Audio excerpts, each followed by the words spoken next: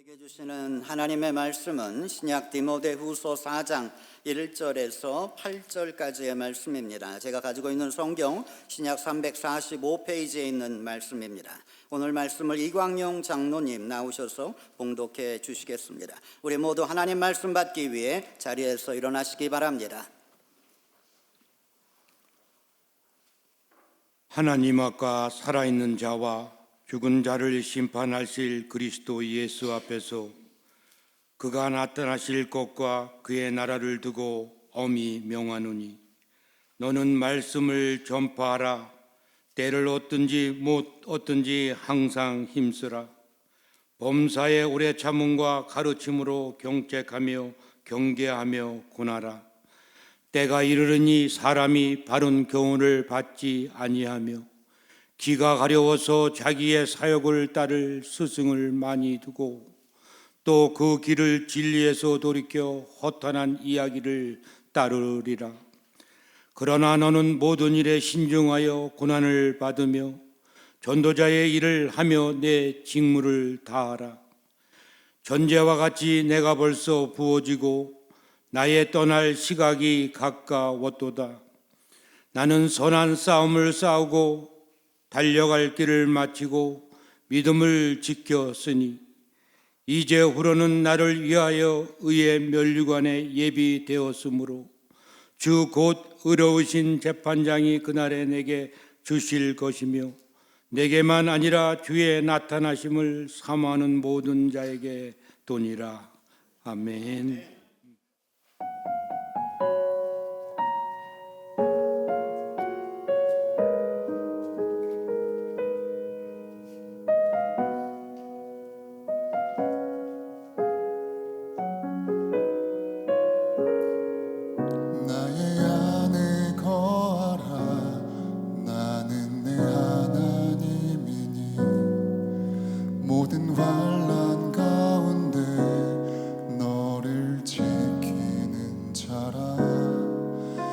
두려워하지 말라.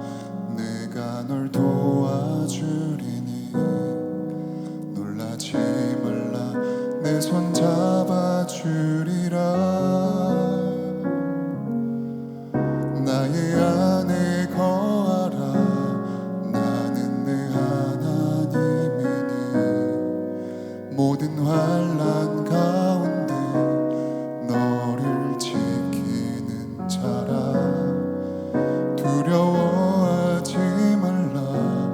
내가 널 도와주리니 놀라지 말라.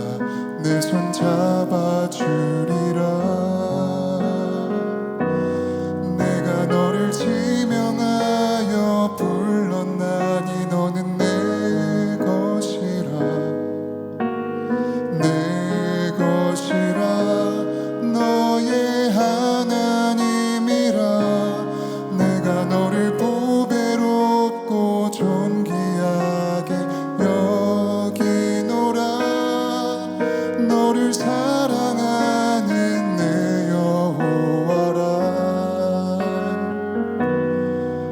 나의 안에 거하라. 나는 내 하나님이니 모든 환난 가운데 너를 지키는 자라. 두려워하지 말라. 내가 널 도와주리니 놀라지 말라. 내 손 잡아주리라. 내가 너를 지명하여 불렀나니 너는 내 것이라. 내 것이라. 너의 하나님이라. 내가 너를 보배롭고 존귀하게 여기노라. 너를 사랑하는 내 여호와라. 내가 너를 지명하여 불렀나니 너는 내 것이라.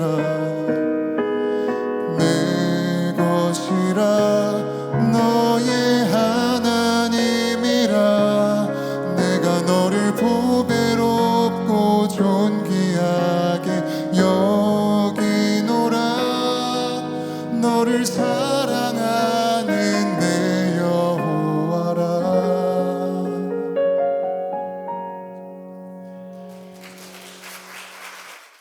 아름다운 찬양을 불러주신 박예찬 집사님에게 감사를 드립니다. 오늘은 행복이라는 제목으로 함께 하나님 말씀을 나누겠습니다. 사람이 성장하는 데 가장 중요한 것은 무엇일까요? 일반적인 사람들은 환경이라고 생각합니다. 그래서 맹자의 어머니는 어린 맹자가 자라는 환경을 좋은 곳으로 마련해 주기 위해 3번을 이사했다고 하는 기록이 있습니다. 한국에서는 강남에 있는 학교에 들여보내려고 노력들을 합니다. 그리고 오클라호마에서는 에드먼드가 교육 환경이 좋다고들 주장합니다. 환경이 사람의 성장에 많은 영향을 미치는 건 사실입니다. 그러나 그것이 절대적인 조건은 아닙니다. 아이비리그를 나와서 불행하게 사는 사람들 많습니다. 여러분, 진흙탕 속에서도 꽃은 피는 법입니다. 환경보다 더 중요한 것이 있는 거죠. 그것은 마음입니다. 마음가짐입니다. 어린 아이들은 어떤 마음으로 자라느냐, 이것이 중요한 겁니다. 하나님을 두려워하고 사람들을 존중하는 마음으로 자라가면 반드시 사회에 유익한 필요한 사람이 될 것입니다. 여러분, 범죄자들의 그 특징이 뭐예요? 하나님 두려워하지 않는 거 아니겠어요? 하나님을 두려워하지 않으니까 사람을 죽여도 가책이 없어요. 물건을 훔쳐도 문제가 없어요. 하나님 두려워하지 않는데 무엇을 두려워하겠습니까? 그러한 인생을 살다가 어떻게 행복한 인생이 되겠습니까? 마음이 중요한 것이죠. 어른들도 마찬가지입니다. 어떤 마음으로 사느냐에 따라서 인생이 행복할 수도 있고 불행할 수도 있습니다. 자기의 삶에 만족하지 못하고 불평하고 불만을 품고 살아가는 사람들 많습니다. 대부분의 사람들이 자신의 환경에 대해 불평합니다. 자신의 불행의 원인을 환경 때문이라고 돌립니다. 내가 조금 더 돈 많은 부모 밑에서 자랐다면 난 이렇게 안 됐을 거야. 내가 조금만 더 좋은 사회 환경에서 자랐다면 난 이렇게 안 됐을 거야. 다들 자기 환경을 탓하고 있는 거죠. 그러나 우리는 이 진리를 절대로 잊어서는 안 됩니다. 환경은 인간을 불행하게 만들지 못합니다. 이건 진리입니다. 환경은 어느 누구도 불행하게 만들지 못합니다. 인간을 불행하게 만들 수 있는 건 없습니다.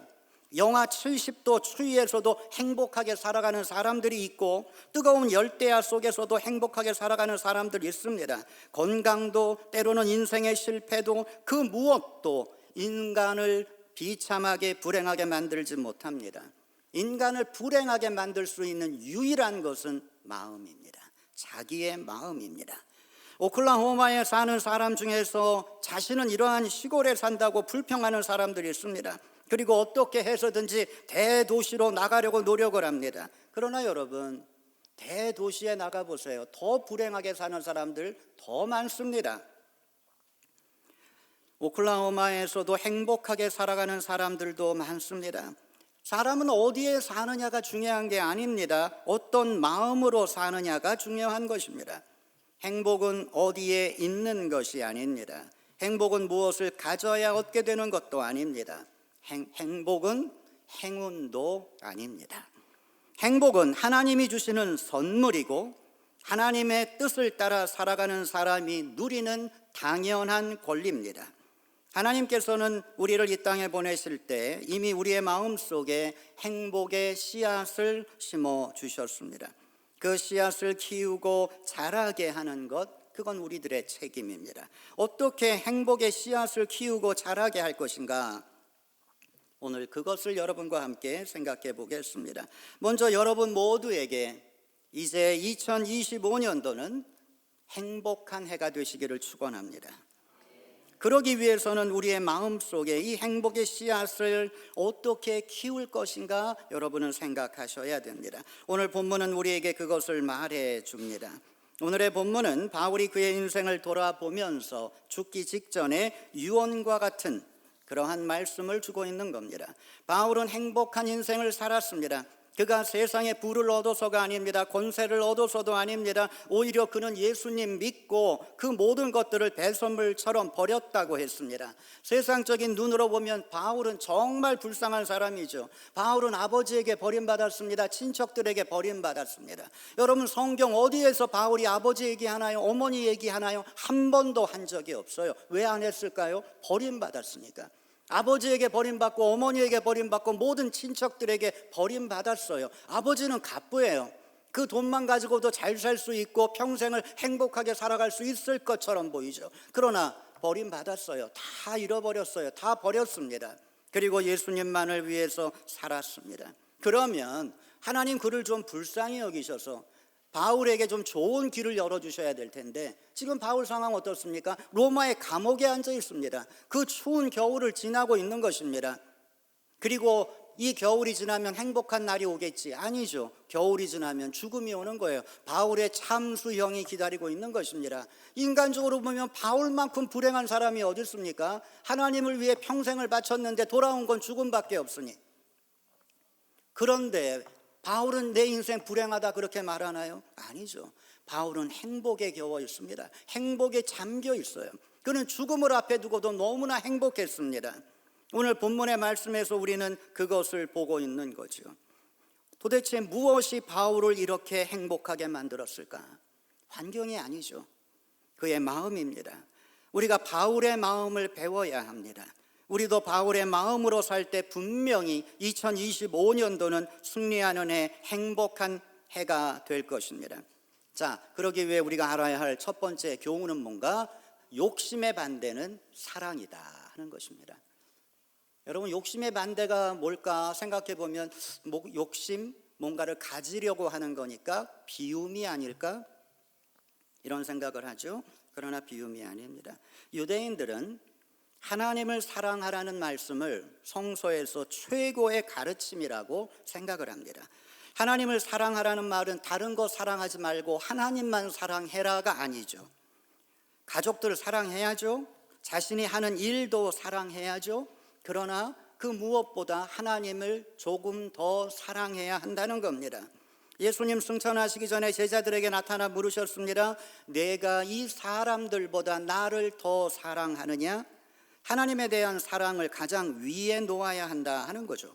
왜 하나님을 가장 사랑해야 하냐 하면 그래야 내가 세상 욕심을 버릴 수 있기 때문입니다.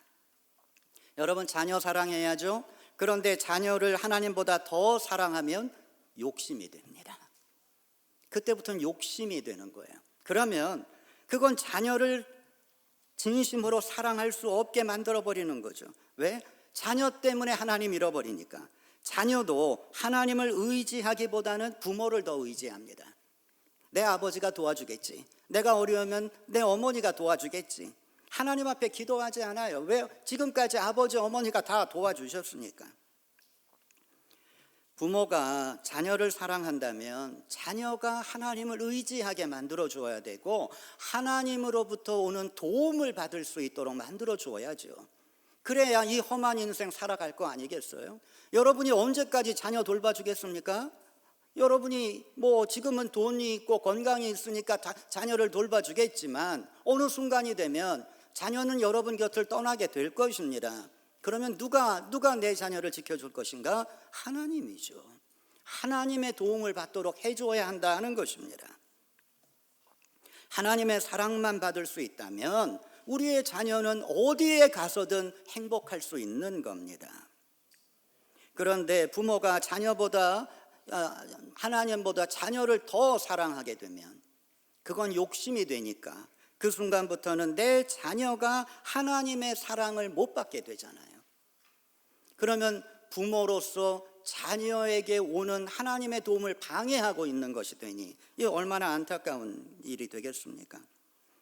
자, 재물을 하나님보다 더 사랑해도 하나님 섬길 수 없습니다. 사랑은 하나인데 마음에 두 사랑이 있으면 결국 하나는 가짜가 되는 거겠죠.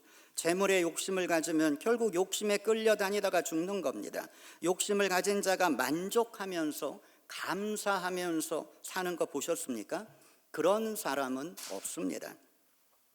욕심을 가지고 있는 사람은 아무리 많이 가져도 만족할 줄을 모릅니다. 그러니까 감사할 줄도 모르는 것입니다. 언제나 부족합니다. 많은 사람들이 욕심을 버리라고 말하죠. 그런데 어떻게 버리는지는 말해주지 않아요. 왜 말해주지 않는가? 자신도 모르기 때문입니다. 여러분, 마음은 어떻게 비웁니까? 마음속에 들어있는 생각들이 물건도 아니고 어떻게 버리고 어떻게 비우나요? 세상은 방법을 가르쳐주지 않습니다. 그래서 불교나 다른 종교의 고승들이 몇십 년씩 벽을 보고 앉아 수행을 합니다. 마음을 비우기 위해 수행을 합니다. 그래서 비워지나요? 한국에 유명한 고승이 계셨습니다. 지금은 돌아가셨죠? 그분이 20년 동안 벽을 보면서 면벽 수행을 하셨습니다. 마음을 비우는 수련을 하신 거죠. 20년 만에 수련을 끝내고 세상으로 나오셨어요. 많은 불자 제자들이 선생님 앞에 가서, 스승님 앞에 가가지고 선생님 어떻게 되셨습니까?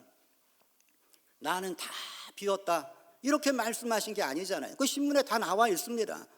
못 비웠다. 돌아가시면서 유언으로 못 비웠다고 말하고 돌아가셨어요.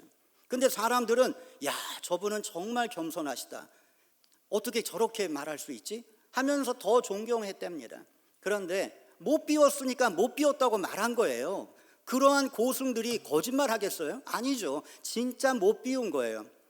여러분, 어떻게 비웁니까? 그건 불가능한 거예요. 이 방 안에 어두움이 있을 때 여러분, 어두움을 아무리 몰아내 보려고 노력을 한다고 해서 그게 없어지나요? 안 되잖아요.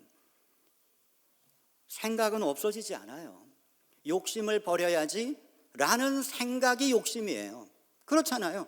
그것도 욕심인데 어떻게 버려요? 못 버리죠.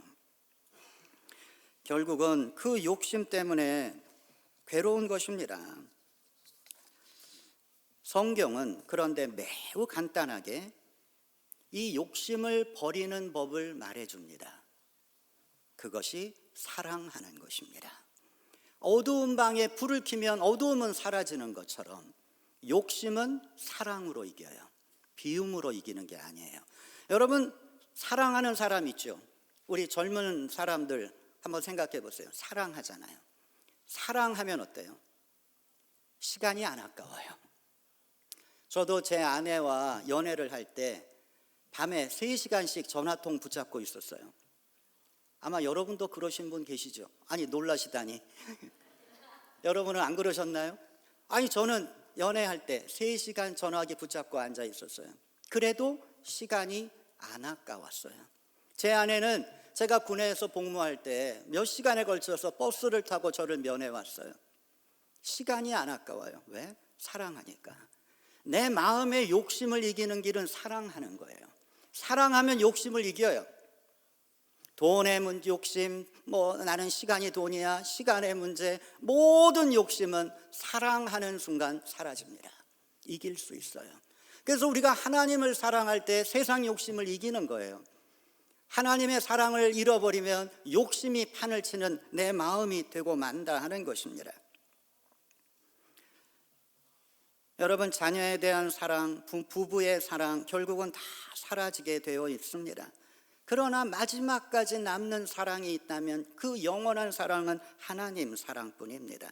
우리가 하나님을 사랑하고 하나님의 사랑이 내 안에 남아있고 그 사랑만이 우리를 영원으로 이끌어 가는 것입니다.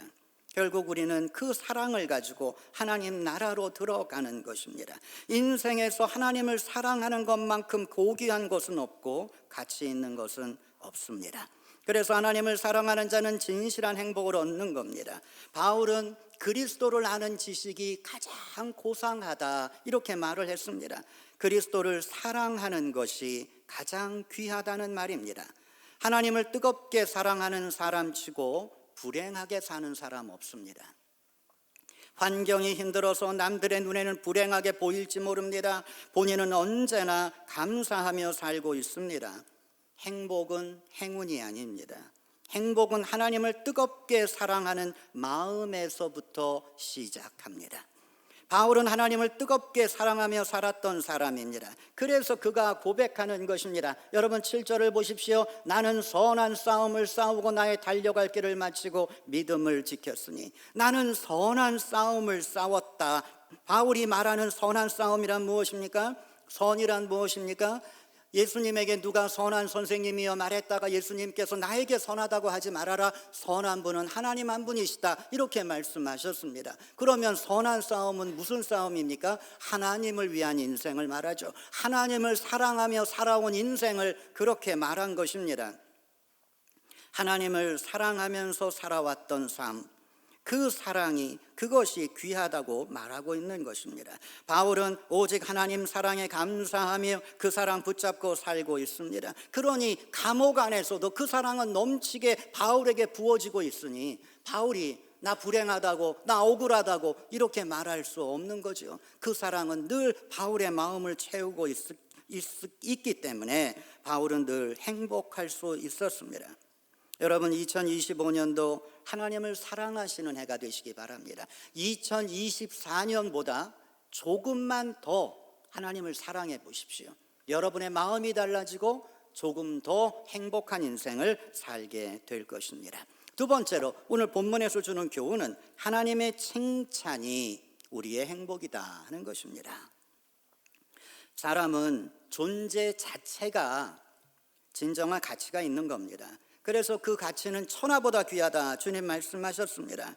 그런데 이 인간은 존재하는 것 자체가 귀하고 소중하지만 그 가치를 높이는 방법이 있어요. 그것은 가치 있는 일을 하는 것입니다. 가치 있는 일을 할수록 인간의 가치는 높아갑니다. 여러분 지금 세계에서 가장 가치 있는 사람은 누굴까요? 아마 누구나 다 이야기할 것입니다. 트럼프 대통령 후보자일 것입니다. 그를 만나기 위해서 세계의 유명한 사람들이 지금 플로리다 그의 집으로 방문하고 있잖아요. 한국의 유명한 총수도 만나기 위해서 플로리다에 갔다 왔다고 하는 기사가 올라왔습니다. 왜들 이렇게 트럼프 대통령 후보자를 만나고 싶어 할까? 그가 가치 있는 사람, 그 자체가 가치가 있어서일까? 아니죠. 그가 하는 일이 너무나 위험하고 중요하고 가치가 있기 때문에 그를 만나려고 하는 거 아니겠어요? 여러분의 가치를 높이는 길도 여러분이 어떤 일을 하느냐에 따라서도 달라질 수 있다고 하는 것입니다.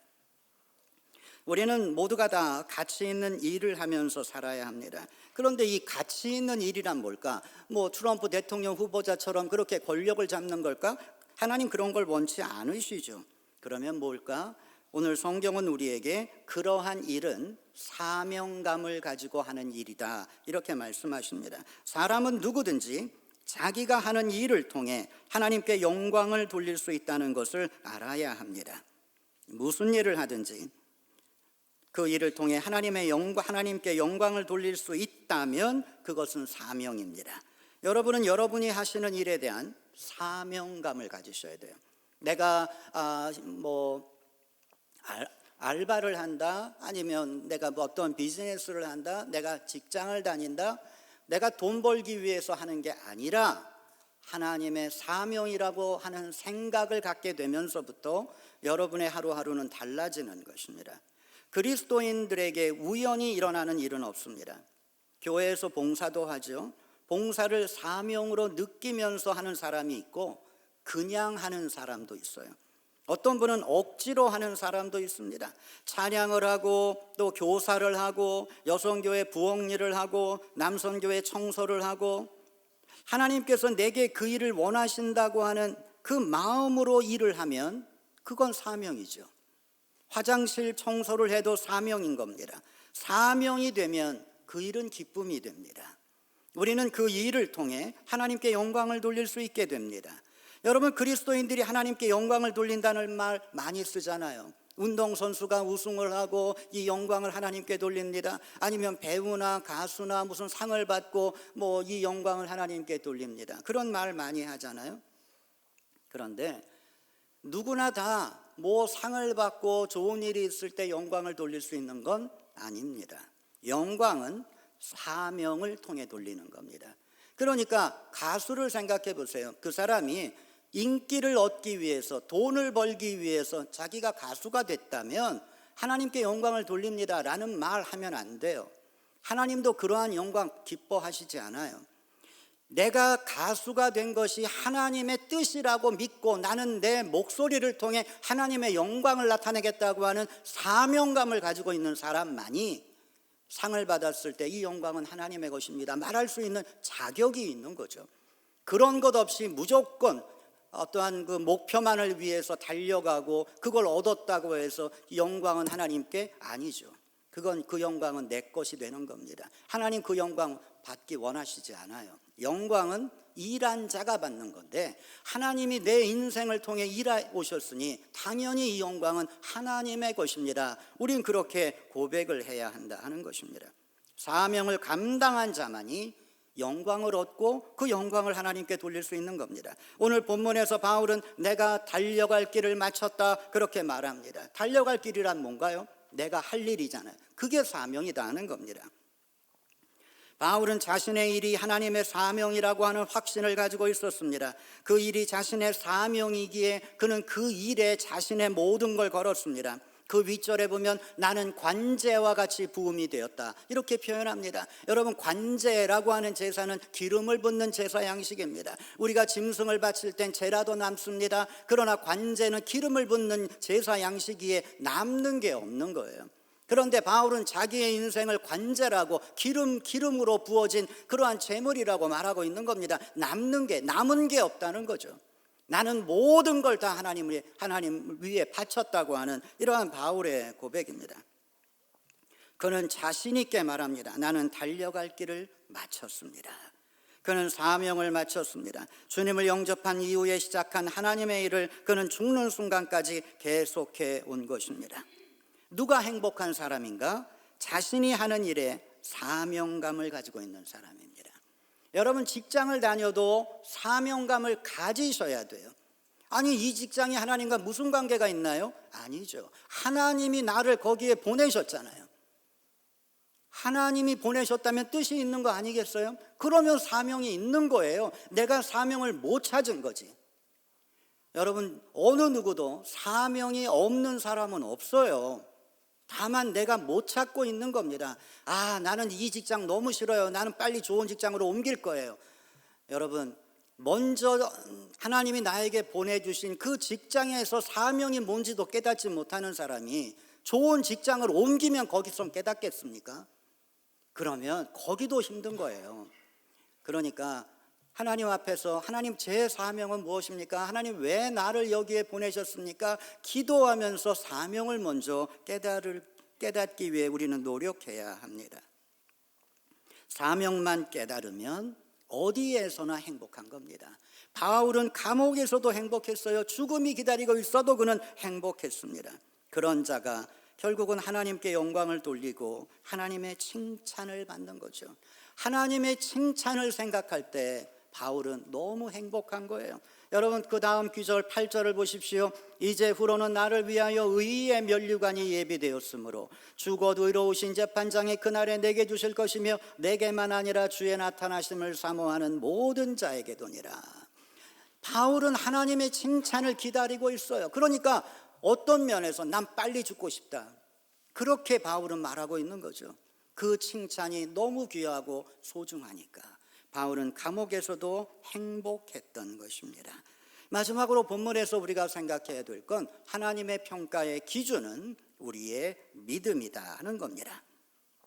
여러분, 우리는 지킬 것이 있고 포기해야 할 것이 있어요. 이걸 혼돈하면 안 됩니다. 사람에게는 포기해야 될 건 많습니다. 잘못된 생활 습관이라든지 잘못된 선택으로 어려운 상황에 처하든지 과거의 잘못된 기억이든지 사람들과의 잘못된 인간관계라든지 이러한 것들은 빨리 버려야 합니다. 지나간 과거의 실수를 가지고 두고두고 안타까워하고 있으면 안 됩니다. 버릴 건 버리고 바꿀 건 바꾸어야 새 것이 시작이 되는 거죠. 그러나 꼭 지켜야 할 것이 있습니다. 그건 사랑이고 믿음입니다. 바울은 자신의 인생을 돌아보면서 나는 자신 있게 지켰다 말하는 것이 있는 거죠. 다시 한번 7절을 보십시오. 나는 선한 싸움을 싸우고 나의 달려갈 길을 마치고 믿음을 지켰으니. 바울은 나는 믿음 지켰다 분명하게 말합니다. 우리가 마지막까지 절대로 잃어버려서 안 되는 것, 그건 믿음입니다. 마지막까지 지켜야 할 것 믿음입니다. 수많은 그리스도인들이 믿음을 지키기 위해 목숨을 잃었습니다. 다니엘은 믿음을 지키기 위해 사자굴에 들어갔고 그의 친구들은 불 가운데로 들어갔습니다. 유대인들은 로마에 멸망당할 때 안식일에 공격해 들어오는 로마 군인들과 결전을 앞두고 안식일에 믿음을 지키기 위해 모두 자살하고 말았습니다. 이게 유대인의 힘이죠. 지금도 유대인들은 그 조그마한 팔레스타인 땅을 지키기 위해서 자기들보다 몇 배나 큰 아랍 국가들을 상대로 엄청난 싸움을 벌이고 있잖아요. 나라 없이 2000년을 지나는 동안 민족의 정신을 잃어버리지 않았고 믿음을 잃어버리지 않았습니다. 오히려 세계 각국에서 세계의 정계를 움직이는 능력을 얻게 되었습니다. 요즘도 여러분 하누카라고 하는 유대인 명절이 되면 맨하탄 거리가 한산합니다. 차들도 다니지 않아요. 사람들이 별로 없어요. 맨하탄 수많은 관광객들이 가장 가보고 싶은 장소 중에 하나가 맨하탄이잖아요. 하누카 유대인의 명절이 오면 쫙 빠져나갑니다. 이미 뉴욕의 맨하탄의 거리를 유대인들이 붙잡고 있는 거예요. 지금 미국 대통령이 전쟁하지 말아라 아무리 얘기해도 이스라엘 꿈쩍도 안 합니다. 그들에겐 보이지 않는 파워가 있으니까. 미국의 이 재무관계를 휘잡고 있는 이 유대인들의 파워를 미국 대통령도 무시할 수 없어요. 그들의 힘은 어디서 나오는가? 그들이 믿음을 지켰기 때문입니다. 하나님은 얼마나 많은 업적을 남겼느냐로 우리를 평가하시지 않습니다. 하나님은 우리가 얼마나 진실한 믿음을 가졌느냐로 우리를 평가하십니다. 이게 어려울 것 같지만 우리에겐 너무 감사한 거예요. 왜? 나도 열심히 믿으면 되니까. 이제후로는 나를 위하여 의의 면류관이 예비되었으므로 바울은 기뻐하면서 자신이 믿음 지킨 걸 자랑하고 있는 겁니다. 누가 진정한 행복한 자인가? 마지막에 승리하는 자죠. 진정한 행복은 한순간에 사라져서는 안 됩니다. 진정한 행복은 영원해야 합니다. 우리가 영원한 행복을 소유하기 위해서는 최후의 승리자가 되어야 합니다. 최후의 승리자는 누구인가? 마지막까지 믿음을 지킨 자, 그가 최후의 승리자입니다. 우리 모두는 최후의 승리자가 되기를 바랍니다. 여러분 마지막까지 믿음 지키세요. 죽을 때까지 믿음 지키세요. 죽는 순간에도 하나님을 향하여 기도하며 찬양하며 가세요. 인생은 마지막까지 쉬지 않고 가야 합니다. 마지막까지 믿음을 지켜야 합니다. 그런 자만이 진실한 행복을 가질 자격이 있는 겁니다. 2024년도가 끝나갑니다. 2024년도 여러분은 어떻게 달려오셨습니까? 하나님을 위한 삶을 살아오셨습니까? 아니면 여러분의 욕심을 따라 한 해를 보내셨습니까? 살아오시면서 사명을 느끼셨습니까? 이제 믿음의 길을 달려오신 여러분은 새로운 마음을 준비하셔야 합니다. 지난 1년을 믿음으로 달려오지 못한 분들이 있다면 괜찮아요. 왜? 다시 마음 먹으면 되니까. 하나님께서 우리에게 다시 기회를 주시니까 이제 새로운 해가 시작되잖아요. 2025년도 저와 여러분에게 새로운 해가 될 것입니다. 새로운 해로 주님과 함께 걸어가는 해로 여러분이 만들어 가십시오. 하나님 사랑하고 사명을 지키고 믿음을 지키는 그러한 해로 만들어 가십시오. 그러면 분명히 2025년도는 행복한 해가 될 것입니다. 여러분이 새로운 마음으로 결단하고 출발할 때 하나님 여러분과 함께 하십니다. 여러분을 지켜주시고 여러분을 붙잡아 주시고 돌보아 주실 것입니다. 그리고 우리의 귀에 속삭여 주실 것입니다. 두려워하지 말라. 내가 너와 함께 함이니라. 내가 너를 도와주리라. 내가 너를 굳세게 하리라. 나의 의로운 오른손으로 너를 붙들리라. 여러분 하나님의 이 음성을 들으시면서 행복한 인생을 살아가시는 여러분의 삶이 되시기를 예수님 이름으로 축원합니다. 기도하겠습니다. 은혜로우신 하나님, 우리는 참 힘들고 어려운 삶을 살아왔습니다. 그러나 우리는 그 속에서도 웃고 행복했고 감사했습니다. 이것은 하나님이 우리와 함께 하셨기 때문임을 우리가 깨닫습니다. 하나님의 이 약속, 내가 너와 함께 함이니라, 이것은 변하지 않는 약속임을 믿습니다. 2025년도 하나님이 이 약속을 지켜주시면서 우리를 돌보아 주실 줄 믿습니다. 어떠한 위험 속에서도, 어떠한 어려움 속에서도 우리는 이 하나님의 약속을 믿고 믿음으로 나아갈 수 있도록 도와주시옵소서. 우리의 인생을 행복한 인생으로 만들어가는 우리 모두가 되게 해 주시옵소서. 예수님의 이름으로 기도하였습니다. 아멘. 네, 여러분, 우리 교회에 알리는 말씀 참고하시기 바랍니다. 금년도 송구 영신 예배가 31일 밤 11시 30분에 시작이 됩니다. 여러분 오셔서 한 해를 기도하며 마무리하시고 또 새로 시작하는 2025년도를 하나님 앞에 예배하면서 시작할 수 있게 되기를 바랍니다. 다음 주일은 신년 예배로 성만찬 예식과 함께 임원, 임명식이 함께 있겠습니다. 또한 점심 식사 중에는 어른들께, 교회 어른들에게 세배하는 시간도 있겠습니다. 금년도 개근자 강명자 권사님, 김민아 집사님, 자, 두 분 개근하셨는데 제가 상 드리겠습니다. 앞으로 나오시기 바랍니다. 자, 우리 김민아 집사님은 지금 교회 학교 들어간 모양, 그죠? 네, 우리 이여진 집사님이 대신 받으세요.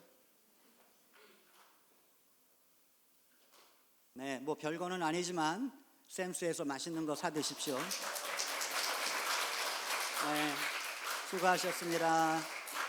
자, 그리고 금년도 성경 퀴즈상 원래는 1등부터 3등까지만 드리려고 했는데 참 열심히 수고하신 분들 격려 차원에서 6등까지 드리기로 했습니다. 자, 1등에 이정선 권사님 수고하셨습니다. 2등에 유하은 집사님, 우리 유하은 집사님이 이 쓸개 제거 수술을 받으셔서 오늘 못 나오셨어요. 여러분 위해서 기도해 주셔서 속히 잘 회복될 수 있도록 그렇게 기도해 주시고, 정한결 집사님이 대신 받겠습니다. 자, 3등은 이경진 집사님. 네, 수고하셨습니다. 4등은 조보나 권사님.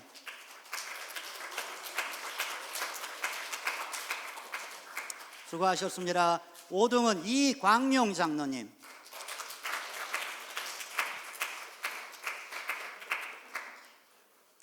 자, 그리고 6등은 데번 애킨스 집사님. 수고하셨습니다. 땡큐. 네, 고맙습니다. 여러분, 우리 교회가 하고 있는 오병이어 헌금 있죠. 이 하루에 1불씩 헌금하는 오병이어 헌금. 금년 이제 내년에도 우리가 한국 나가면서 우리가 돕는 이 두 군데에 보내게 됩니다. 여러분, 내년에 이 특별 구제 헌금인 오병이어 헌금에 많은 참여를 부탁드립니다. 내년도 생명의 삶 나왔습니다. 받아가시기 바랍니다. 그리고 오늘 여러분 점심 식사하시고 빨리 가지 마시고 이 추리 두 군데 있는데 이거 해체하는 작업에 여러분 좀 손을 좀 보태주시면 고맙겠습니다. 우리가 아름다운 이 추리를 계속 두고 싶지만 이것도 시간이 지나면 좀 별로 그렇잖아요. 그래서 빨리 제거하는 게 좋을 것 같습니다. 여러분 그 부탁을 드립니다. 헌화, 우리 친교실에 헌화표가 붙어 있는데 여러분의 생일날 또 사랑하는 어떠한 기념일 뭐 이러한 날에 하나님 앞에 헌화하실 수 있게 되기를 바랍니다. 헌화표에 신청해 주시고, 오늘 점심 봉사는 여선교회에서 수고해 주시겠습니다. 그리고 오늘 헌화는 주금내 장로님 감사의 마음으로 봉헌해 주셨습니다. 고맙습니다. 은혜로우신 하나님, 하나님은 우리가 슬프게 살아가는 것 원치 않으십니다. 우리가 실망하고 절망하며 사는 것 원치 않으십니다. 하나님은 우리가 웃으면서 기뻐하면서 행복하게 살아가기를 원하십니다. 하나님의 그 뜻을 따라 행복을 찾아갈 수 있는, 행복을 만들어가는 우리 모두가 되게 하여 주시옵소서. 이번 한 주도 행복한 한 주가 되기를 원합니다. 기쁨의 한 주가 되게 해주시기 원합니다. 우리의 사명을 따라 하나님께 영광을 돌리는 거룩한 한 주가 되게 하여 주시옵소서. 이제는 우리 주 예수 그리스도의 은혜와 하나님의 사랑과 성령의 도우심이 영원히 우리와 함께 하시기를 간절히 축원하옵나이다. 아멘.